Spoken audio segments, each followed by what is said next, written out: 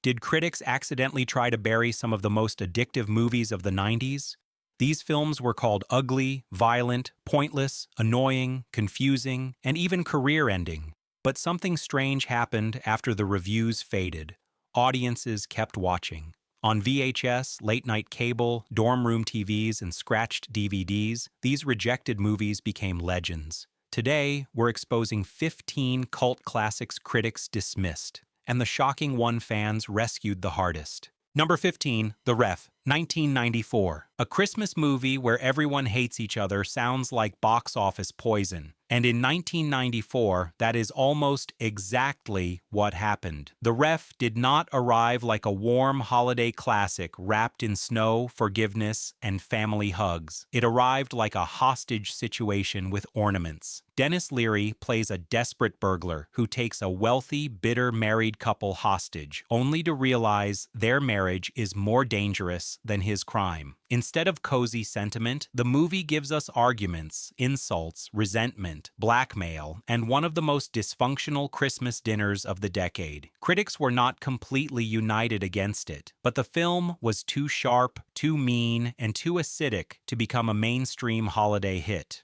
Audiences looking for comfort may have wondered why everyone on screen seemed one insult away from emotional collapse, but that is exactly why it survived. Over time, viewers tired of perfect Christmas movies rediscovered The Ref as the anti-holiday classic. A movie for people who know family gatherings can feel less like a celebration and more like psychological warfare. It did not become beloved by being sweet. It became beloved by being honest with a knife hidden under the wrapping paper. Number 14, Drop Dead Fred, 1991. Some movies are rejected because they are bad, and some are rejected because adults have no idea what wound they are actually looking at. Drop Dead Fred was hammered by critics who saw it as loud, chaotic, childish, and irritating. On the surface, it looked like a manic fantasy comedy about a grown woman reconnecting with her imaginary childhood friend, a wild troublemaker played with explosive energy by Rick Mayall. But beneath the mess, the flying mud, the smashed plates, and the cartoonish tantrums, there was something much stranger going on. This was a movie about emotional damage, controlling parents, failed adulthood, and the part of childhood that refuses to die quietly. For many critics, Fred was just annoying. For many kids watching on VHS, he felt like rebellion in human form. He was the imaginary friend who said the forbidden thing, broke the suffocating rules, and turned sadness into chaos before anyone could silence it. That is why the film found its second life. It may never be polished. It may never be tidy. But Drop Dead Fred became a cult classic because it understood something ugly and honest. Sometimes growing up means rescuing the child everyone told you to bury. Number 13, Johnny Mnemonic, 1995.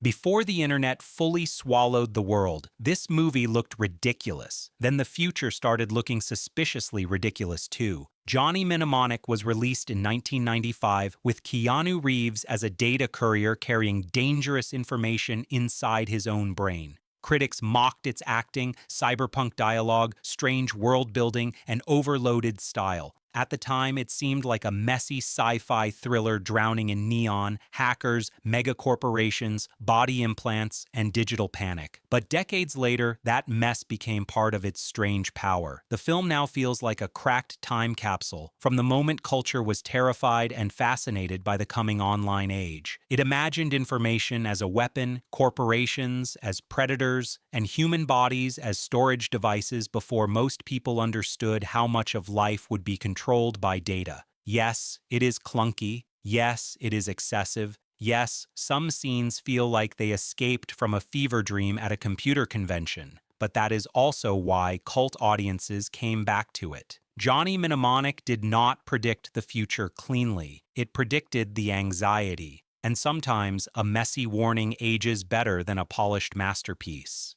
Number 12, But I'm a Cheerleader, 1999. A movie can be mocked in its own time, then later look like it was smarter than the people reviewing it. But I'm a Cheerleader arrived in 1999 as a bright, candy-colored satire about a teenage cheerleader sent to a conversion therapy camp after her parents suspect she is gay. At the time, many critics did not know what to do with its exaggerated tone, artificial production design, and deliberately campy humor. Some treated it as too broad, too silly, or too lightweight. But the film's style was never accidental. Its pink and blue world was a visual trap, turning rigid gender roles into something so fake and ridiculous that the cruelty underneath became impossible to ignore. Natasha Lyonne's performance gave the story a vulnerable center, while the comedy exposed how absurd it is to force people into narrow boxes. Over time, audiences recognized the film as brave, funny, tender, and far ahead of its moment.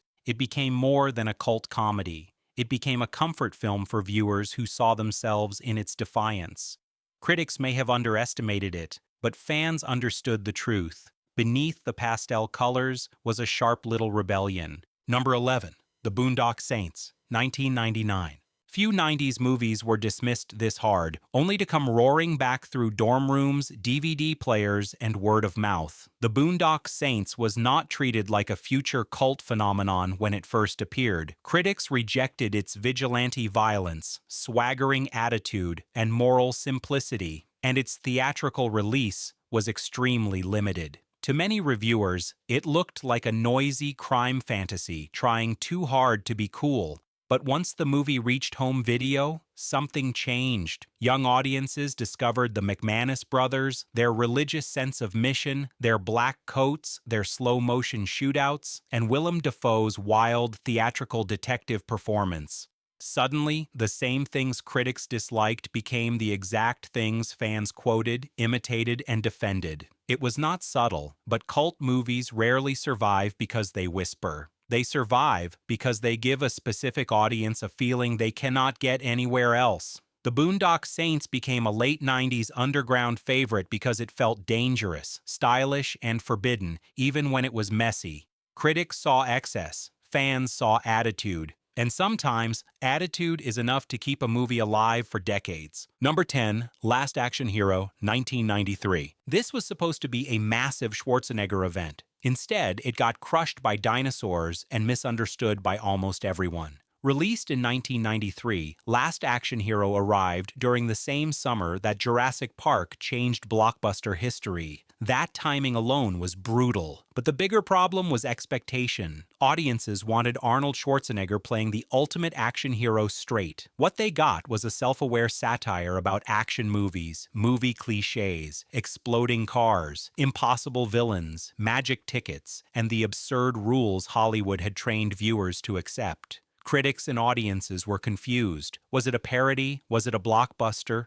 Was it making fun of the very fans it wanted to entertain? The film became a commercial disappointment, and for years it was treated like a major misfire. But time has been unusually kind to it. Today, Last Action Hero feels ahead of the curve, almost like a preview of the meta-blockbuster age. It mocked franchises before franchises became the entire industry. It laughed at action formulas while still delivering action spectacle. The punchline is brutal. The movie failed partly because it understood Hollywood too early. Number 9, Natural Born Killers, 1994. Some movies do not just divide critics. They make people question whether the screen itself has gone insane. Released in 1994, Natural Born Killers arrived like a violent channel-surfing nightmare from the middle of American media culture. Directed by Oliver Stone from a story by Quentin Tarantino, the film follows Mickey and Mallory Knox, two killers turned into tabloid celebrities by a society that cannot stop staring at horror once it becomes entertainment. Critics were sharply split. Some saw it as bold satire, others saw it as chaotic, excessive, and dangerously obsessed with the violence it claimed to attack. And honestly, that discomfort is the point. The film does not behave like a normal crime movie. It mutates. It switches formats, tones, colors, camera styles, and emotional temperatures until the audience feels trapped inside a television poisoned by fame, blood, and spectacle.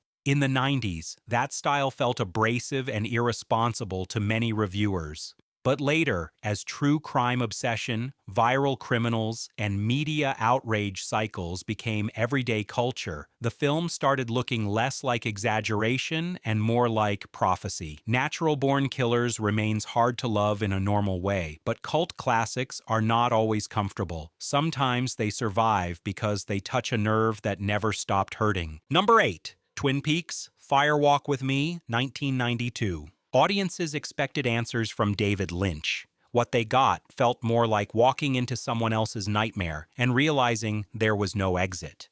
Released in 1992, Twin Peaks' Fire Walk with Me was supposed to expand the mystery of Laura Palmer after the television phenomenon of Twin Peaks. Instead, it shocked many viewers by becoming darker, sadder, stranger, and more emotionally brutal than expected. Critics at the time were often harsh. Some called it confusing, self-indulgent, or painfully slow. Fans who wanted the quirky charm of the series were confronted with a film that stripped away the comfort and forced them directly into Laura's final days. That choice was devastating, but also courageous. The movie is not just a puzzle box. It is a portrait of fear, trauma, secrecy, and a young woman surrounded by people who cannot save her. What seemed alienating in 1992 now feels like one of Lynch's most powerful artistic decisions. The film refused to make darkness entertaining in an easy way. It made the audience sit with it. Over time, critics and fans began to reassess it as a vital, haunting work. Fire Walk with Me was not misunderstood because it was empty. It was misunderstood because it hurt too much. Number 7. The Craft,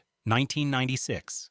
Before teen horror became polished and safe, this movie gave outsiders black lipstick, real anger, and a reason to stare back. Released in 1996, The Craft was dismissed by some critics as shallow teen horror, built on style, attitude, and witchy melodrama. But that reading missed why the film connected so deeply with the audience that needed it. This was not just a movie about spells. It was about loneliness, bullying, class resentment, beauty standards, racism, insecurity, and the dangerous thrill of finally having power after feeling powerless for too long. The four girls at the center of the story were not clean-cut heroes. They were wounded, complicated, and sometimes frightening, which made them far more memorable than the usual teen movie characters of the decade. Visually, the film became a 90s fashion shrine. Chokers, dark skirts, heavy boots, candles, rain, Catholic school uniforms, and bedroom rituals that looked like rebellion with a spellbook. Critics may have treated it like disposable genre entertainment, but young viewers saw identity, rage, and escape. That is why The Craft still works. Its effects may age, but its emotional engine does not. It understands the terrifying question every outsider asks eventually. What would you do if power finally answered back? Number 6. Office Space, 1999. The strangest thing about this box office disappointment is that almost everyone who hated their job eventually found it. Released in 1999, Office Space did not explode in theaters. The marketing struggled to explain it, and audiences expecting a broad workplace comedy did not immediately understand the quiet brilliance of its rage. But once the movie reached home video and cable, it became something much more powerful, a survival manual for bored employees trapped under fluorescent lights. Mike Judge took the tiny humiliations of office life, the broken printer, the meaningless reports, the fake enthusiasm, the passive-aggressive boss, the soul-crushing cubicle, and turned them into comedy that felt dangerously accurate. Critics were not universally hostile, but the film was certainly underestimated as a minor comedy. Time proved otherwise. Every generation of workers seems to rediscover it because the corporate absurdity never really goes away. The technology changes, the offices change, the buzzwords change, but the feeling remains. Sitting at a desk, wondering how your life became a stack of tasks nobody truly cares about. That is why Office Space became immortal. It did not need explosions or spectacle. It had something more powerful, the quiet scream of everyone who has ever pretended to care about a meeting. Number 5. Empire Records, 1995. Critics looked at this record store rebellion and saw nonsense, but a generation of misfits saw the place they wished they could belong. Released in 1995, Empire Records was not treated kindly when it arrived. Roger Ebert famously dismissed it with brutal language, and the film struggled at the box office, looking to many reviewers like a messy collection of young people complaining, flirting, dancing, and panicking through one very chaotic day. But that chaos became its secret weapon. Set inside an independent record store, threatened by corporate takeover, the movie captured a very specific 90s dream. The idea that a workplace could also be a family, a hangout, a confession booth, and a last defense against becoming ordinary. The plot is loose, sometimes absurd, and packed with emotional outbursts that do not always behave like reality. But cult classics often survive because they preserve a feeling better than they follow rules.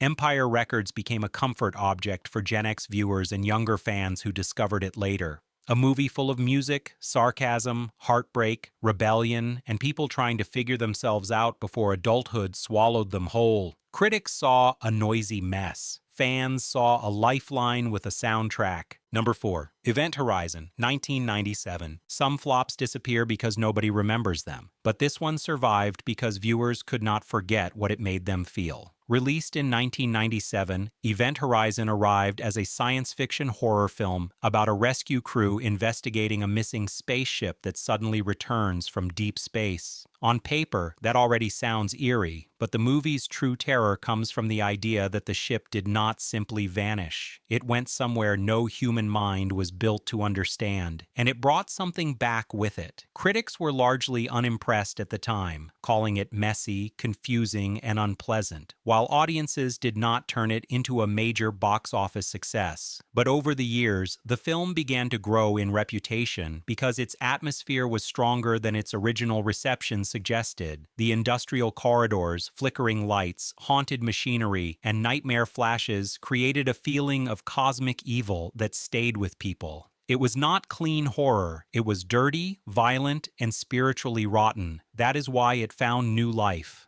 Later viewers saw in Event Horizon a bridge between haunted house terror, space isolation, and almost religious dread. It felt like Alien had been dragged through hell and sent back screaming. Critics may have dismissed it as overblown, but cult audiences recognized the nightmare underneath. Some movies age because they are perfect. Event Horizon aged because its flaws made it feel even more cursed. Number 3. The Big Lebowski, 1998. A movie about a bathrobe-wearing slacker losing a rug should not have become a cultural religion, but somehow the dude abides. Released in 1998, The Big Lebowski arrived after the Coen brothers had earned major respect with Fargo, so expectations were high. Many critics liked parts of it, but the reaction was not the instant worship people might assume today. Some viewers found it loose, strange, rambling, and oddly minor compared with the sharp crime drama that came before it. At the box office, it did not explode. It simply drifted into theaters, confused some people, amused others, and moved on. But then something strange happened. Audiences kept repeating the lines. They kept returning to the bowling alley, the White Russians, the mistaken identity plot, Walter's explosive rants, and the dude's almost supernatural refusal to be shaken by chaos. What looked casual on first viewing became richer every time people revisited it. The movie's plot almost does not matter. Its real power is rhythm, attitude, and a world where every side character feels like they wandered in from a different movie. Over time, The Big Lebowski grew from underperforming oddity into one of the most quoted cult films ever made. It even inspired fan gatherings and dudism, turning a laid-back character into a philosophy. Critics did not fully bury it, but they also did not see the full future coming. The joke is that a movie about drifting became impossible to move past. Number 2, Fight Club, 1999. The movie that critics feared might poison young men became one of the most misread, debated, and copied films of the decade. Released in 1999, Fight Club did not arrive as a simple hit. It was violent, aggressive, darkly funny, and deeply uncomfortable, and many early reactions focused on its brutality. Some critics saw it as dangerous. Others attacked its masochism, anger, and bleak view of modern life. Even the box office was underwhelming compared with the noise around it. But when the film reached DVD, its second life became enormous. Viewers returned to its underground fights, corporate emptiness, consumer rage, toxic masculinity, masculinity and famous twist, often arguing about what the movie was actually saying. Was it endorsing chaos, mocking it, warning against it, or seducing the audience before pulling the floor away? That uncertainty helped make it immortal. David Fincher crafted the film like a psychological trap, sleek enough to attract viewers, ugly enough to disturb them, and sharp enough to keep them arguing for decades. The problem is that many fans also misunderstood its warning signs, turning its critique into a fantasy. That makes its cult status even more fascinating.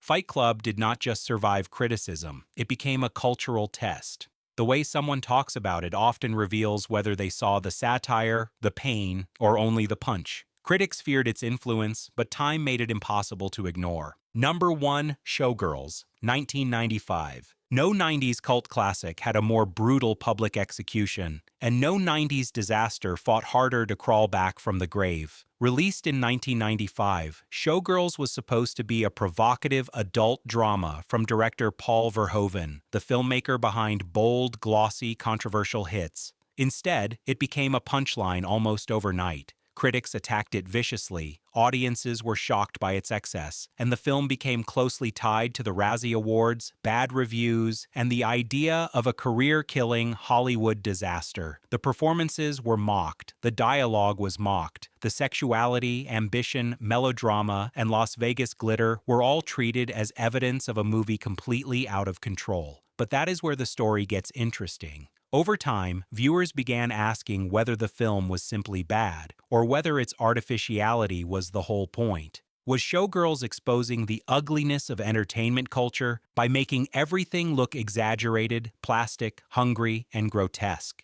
Was its Las Vegas world supposed to feel human, or was it meant to feel like a machine that chews people into spectacle? That debate turned the film into something far more durable than a normal flop. Midnight screenings, camp appreciation, academic reassessments, and cult audiences transformed its reputation. It remains outrageous, uneven, and impossible to defend in a simple way, but that is exactly why it belongs at number 1. Critics tried to bury it as trash. Fans turned the trash fire into a shrine. These movies were mocked, dismissed, and warned against. But somehow, they refused to stay buried. That is the strange power of a true cult classic. Critics can crush the opening weekend, but they cannot control what audiences keep alive years later. Which 90s film did critics get completely wrong? Drop your pick below and subscribe for more forgotten movie stories.